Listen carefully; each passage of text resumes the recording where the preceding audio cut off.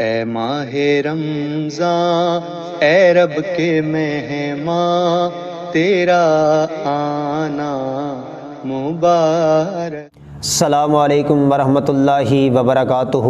الحمدللہ رب الارباب والصلاة والسلام علی سید العباد، اما بعد۔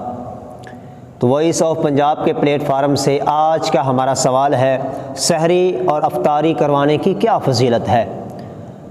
تو سحری اور افطاری کروانے کی بہت زیادہ شریعت اسلامیہ میں اس کی فضیلت، مقام اور رتبہ ہے، جیسا کہ نبی کریم صلی اللہ علیہ وسلم نے فرمایا، من فطر صائما کان لہ مثل اجرہ، جو بندہ کسی بندے کو روزہ افطار کرواتا ہے تو اس کو اس کی مثل ہی ثواب ملے گا۔ اور فرمایا فَإِنْ لا ينقص من اجر الصائم شیء، جو روزے دار ہے اس سے اس کے اجر و ثواب کے اندر کسی قسم کی کمی نہیں آئے گی۔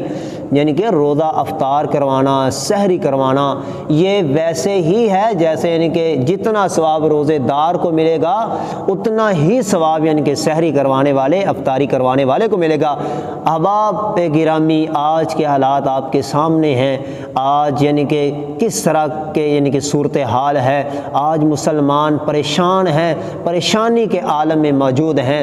آج یعنی کہ ضرورت اس بات کی ہے کہ ہم رمضان المبارک شروع ہونے سے پہلے ہی ایک ماہ کا لوگوں کے گھروں میں راشن پہنچا دیتے، اگر نہیں پہنچایا تو اب یعنی کہ لوگوں کے گھروں میں ان کے راشن پہنچائیں، کیونکہ نبی کریم صلی اللہ علیہ وسلم کی حدیث ہے، فرمایا لیس المؤمن الذی یشبع، وہ بندہ مومن ہی نہیں ہے جو خود تو پیٹ بھر کر سیر ہو کر کھاتا ہے لیکن وجارہ جائع، اور اس کا پڑوسی بھوکا سویا ہوا ہے۔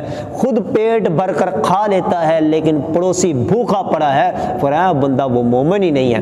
اسی طرح ایک حدیث میں نبی کریم صلی اللہ علیہ وسلم نے فرمایا وَإِذَا طَبَخْتَ مَرَقَةً، جب بھی سالن بناؤ تو فَأَكْثِرْ مَاءَهَا، زیادہ گوشت لانے کی ضرورت نہیں ہے، زیادہ سبزی لانے کی ضرورت نہیں ہے، فَأَكْثِرْ مَاءَهَا، دین بہت آسان ہے، فَأَكْثِرْ مَاءَهَا، اس کے اندر پانی کا اضافہ کر لو، شوربہ اور بڑھا لو۔